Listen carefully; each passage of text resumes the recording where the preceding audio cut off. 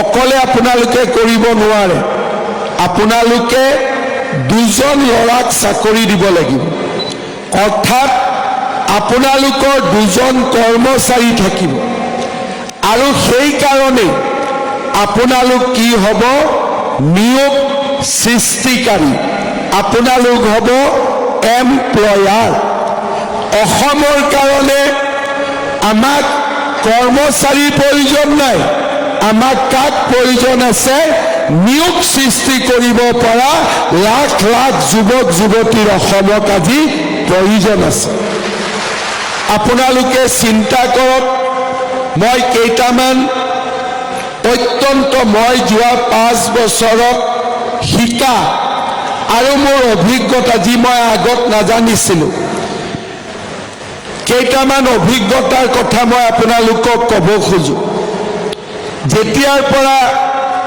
মুখ্যমন্ত্ৰী হলো মুখখন অলপ চিনা জানা হ'ল মই যেতিয়া বাংগালোৰ যাওঁ হায়দৰাবাদ যাওঁ কোনোবা ভাল হোটেলত থাকো প্ৰত্যেকখন হোটেলতে বা প্ৰত্যেকখন শ্বপিং মলতে 10টা 15জন অসমীয়া ল'ৰা আহি মোক মাত দিয়ে মামা আমি অসমীয়া ল'ৰা ইয়াতে কাম কৰি আছো বেংগালুৰুত তো এনেকুৱা হয় যে মই যদি কোনোবা হোটেল বা শ্বপিং মলত যাওঁ বা ৰেষ্টুৰেণ্টত যাওঁ নামি আহি 50জন ল'ৰা ছোৱালীৰ লগত মই ফটো উঠিব লাগে আৰু সব অসমীয়া ল'ৰা ছোৱালী তাৰ মানে আমাৰ অসমৰ ল'ৰা ছোৱালীয়ে আজি অসমত চাকৰি নাপায়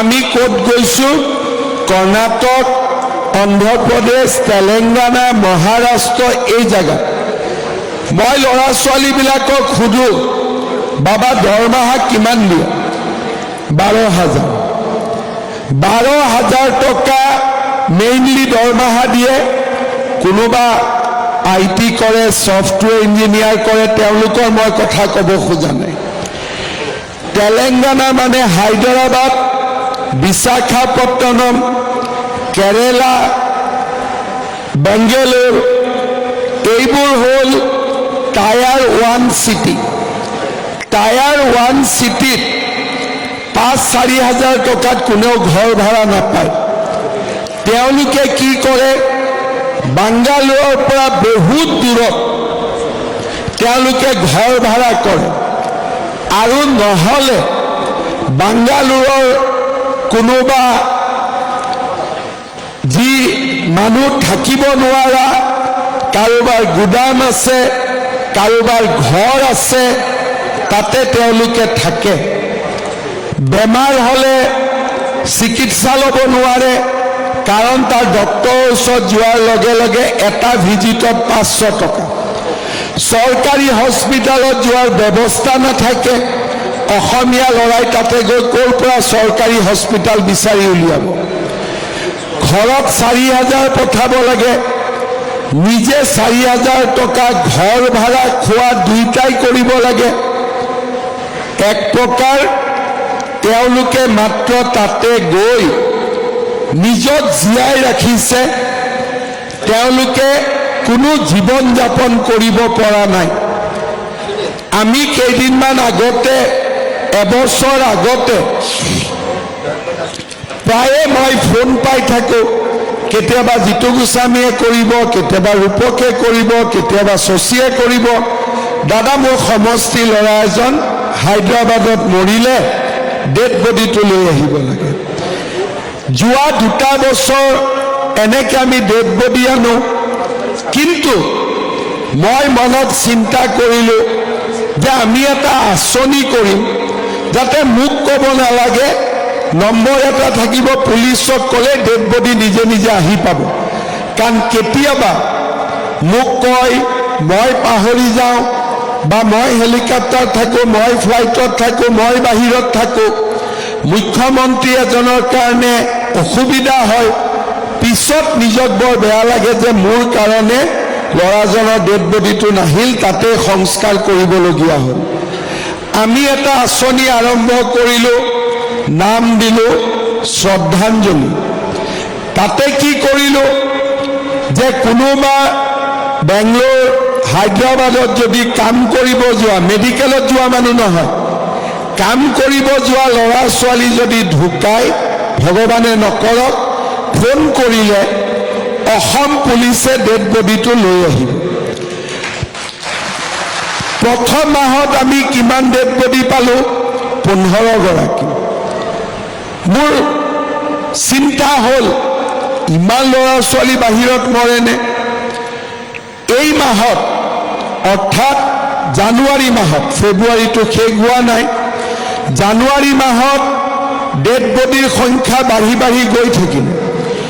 এতিয়া আমি প্ৰত্যেক মাহত কিমান ডেড বডি আনো? 52টা, 45টা, 46টা। তাৰমানে প্ৰত্যেক মাহত 50 জনতকৈও বেছি ল'ৰা ছোৱালী অসমৰ বাহিৰত মৃত্যু হয়। কেইদিনমান আগতে 4 গৰাকী মিচিং ল'ৰা ছোৱালী একেলগে এটা ৰুমতে মৃত্যুৰ খবৰ আপোনালোকে পাইছে। অৰ্থাৎ অসমৰ ল'ৰা ছোৱালী আৰু আমাৰ আঁচনিখনে এতিয়াও ভাৰতবৰ্ষৰ চুকে কোণে যাব পৰা নাই। বহুতে নম্বৰটো নাজানে। মোৰ আন্দাজ কোভিডৰ সময়ত আমি হিচাপ লৈছিলোঁ 7 লাখ ল'ৰা ছোৱালীক আমি অসমলৈ কোভিডৰ সময়ত ঘূৰাই আনিছিলোঁ। এতিয়া মই ভাবোঁ যে অসমৰ অতি কমেও 20 লাখ ল'ৰা ছোৱালী বাহিৰত এনেকৈ কাম কৰি আছে। প্ৰত্যেক বছৰে কিমান সন্তান জন্ম হয়? 6 লাখ। তাৰমানে প্ৰত্যেক 16 বছৰত, 1 বছৰত 6 লাখ, 16 বছৰত জীয়াই থকা অনুযায়ী 16 বছৰ পোৱাৰ লগে লগে 5.5 লাখ ল'ৰা ছোৱালী ওলায় যাক চাকৰিৰ প্ৰয়োজন। এতিয়া অসম চৰকাৰত টোটেল কৰ্মচাৰী কিমান? 4 লাখ। মই যোৱাকালি কৈছিলোঁ মোদী ডাঙৰীয়াৰ আগত যে 1.5 লাখ ল'ৰা ছোৱালীক আমি চাকৰি দিলোঁ, অহা 5 বছৰতো আমি আৰু 1.5 লাখ 2 লাখ ল'ৰা ছোৱালীক চাকৰি দিম। কিন্তু ইটো সমস্যাৰ সমাধান নকৰে। আজি ডাঙৰ ৰাজ্যবিলাকে কি কৰিছে? তেওঁলোকে উদ্যোগ স্থাপন কৰিছে। উদ্যোগৰ লগত আমাক কি লাগে? ইক'চিষ্টেম লাগে। এটা উদ্যোগে নিজে কৰিব নোৱাৰে। আজি টাটাৰ ছেমিকণ্ডাক্টৰ আহিছে জাগিৰোডত। 30,000 ল'ৰা ছোৱালীয়ে তাত চাকৰি কৰিব। 30,000 ল'ৰা ছোৱালীৰ পৰিয়াল হ'ব। অসমৰ ল'ৰা ছোৱালীয়ে চাকৰি পালে ছিনিয়ৰ পৰ্যায়ত কিমান পইণ্ট মই নাজানো, তলৰ পৰ্যায়ৰ চাকৰি গোটেই আমাৰ ল'ৰা ছোৱালীয়ে পাব। এতিয়া চাকৰি পালে 30,000, 30,000ৰ যদি এখন টাউনশ্বিপ হয়, তাত গেলামাল দোকান কেইখন লাগিব? চাহৰ দোকান কেইখন লাগিব? ইলেক্ট্ৰিচিয়ান কিমান লাগিব? পামলাৰ কিমান লাগিব? প্ৰাইভেট স্কুল কিমান লাগিব? অহা যোৱা কৰিবৰ কাৰণে বাছ কিমান লাগিব? ধুবুৰীত আমি 40,000 কোটি টকা খৰচ কৰি এটা থাৰ্মেল পাৱাৰ প্লেণ্ট বনোৱাৰ কাম হাতত লৈছোঁ, ব্যক্তিগত উদ্যোগ। সেই উদ্যোগৰ গৰাকীজনে মোক কৈছে যে চাপৰ ৰেল ষ্টেচনৰ পৰা ইণ্ডাষ্ট্ৰীলৈকে ডেইলি কয়লা আপ এণ্ড ডাউন কৰিবৰ কাৰণে 400খন ট্ৰাক লাগিব। তাৰমানে অসমত যেতিয়া উদ্যোগীকৰণ হয়, উদ্যোগত চাকৰি কৰা মানুহ থাকে, কিন্তু উদ্যোগৰ লগত গেলামাল দোকানৰ পৰা, চাহৰ দোকানৰ পৰা, বিউটি পাৰ্লাৰৰ পৰা, ৰিক্সা চালকৰ পৰা, অটো চালকৰ পৰা, প্ৰাইভেট স্কুলৰ পৰা লগতে ই আৰু 10,000 ব্যৱসায়ীৰ সৃষ্টি কৰে।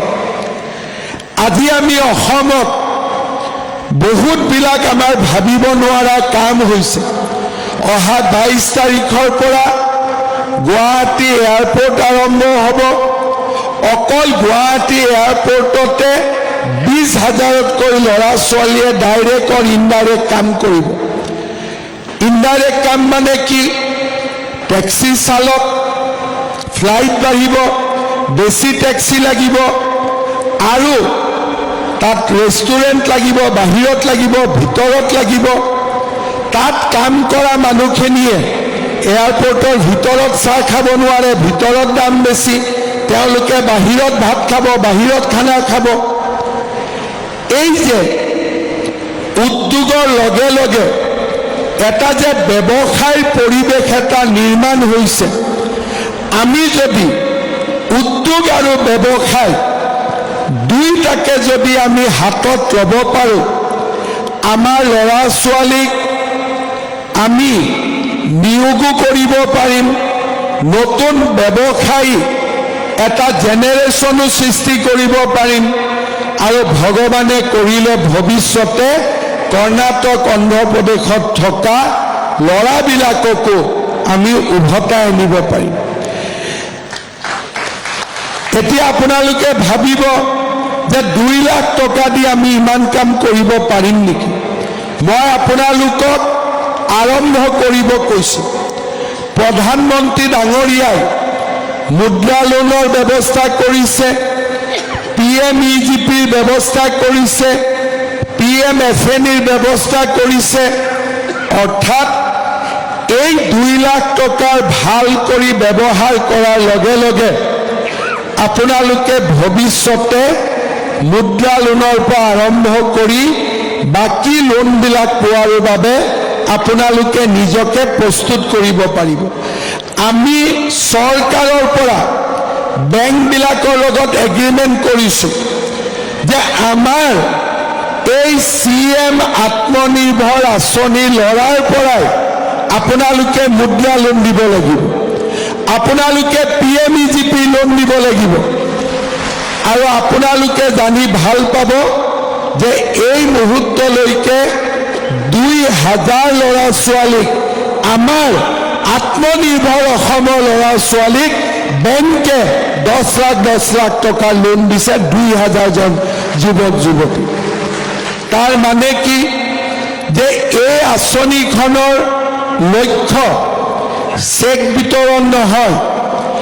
এই আঁচনিখনৰ লক্ষ্য হ'ল আপোনালোকক সফল উদ্যোগী ব্যৱসায়ী হিচাপে নিৰ্মাণ কৰা। 2 লাখ টকা পাব, 1 লাখ টকা ৰাজ সাহায্য হ'ব, ঘূৰাই দিব নালাগে। আৰু যি দ্বিতীয় 1 লাখ পাব, তাকো 5 বছৰৰ ভিতৰত আপোনালোকে ঘূৰাই দিব, উইদাউট এনি ইণ্টাৰেষ্ট, 1 টকাও সুদ দিব নালাগে। এইটো হ'ল 2 লাখ টকা। আৰু DC ইণ্ডাষ্ট্ৰী ডিপাৰ্টমেণ্ট আপোনালোকৰ লগত লাগি থাকিব, যাতে আপোনালোকক প্ৰধানমন্ত্ৰীৰ কেইবাটাও ঋণৰ যি আঁচনি আছে তাৰ লগত যাতে আপোনালোকক যোগাযোগ কৰি দিব পাৰিব। যোনে ইতিমধ্যে লোন লৈছে, কাম কৰি আছে, বেংকৰ পৰা লোন ল'লেও আমি এইটো আঁচনিত সুবিধা দিছোঁ, যাতে এই টকা কেইটা দি আপোনালোকে চিভিল স্ক'ৰ ভাল কৰিব পাৰে। যাৰ অলৰেডি ব্যৱসায় আছে তাকো আমি এই টকা দিছোঁ। কিয়? নিজেই যেতিয়া কোনোবাই কিবা এটা কৰিছে, চৰকাৰৰ পৰা টকা পালেতো আৰু ভাল কৰি কৰিব। আজি আমি এই 1 লাখ যুৱক যুৱতীক দিছোঁ। আপোনালোকে ভাল কৰি কাম কৰক, নিজৰো মংগল হ'ব আৰু ভৱিষ্যতৰ কাৰণেও ৰাস্তা খুলিব। যোৱাকালি মই গুৱাহাটীত কৈছোঁ, অহাবাৰ BJP চৰকাৰ আহিলে 10 লাখ ল'ৰা ছোৱালীক আমি আত্মনিৰ্ভৰ অসম আঁচনি দিম। 2 লাখ চাকৰি, 10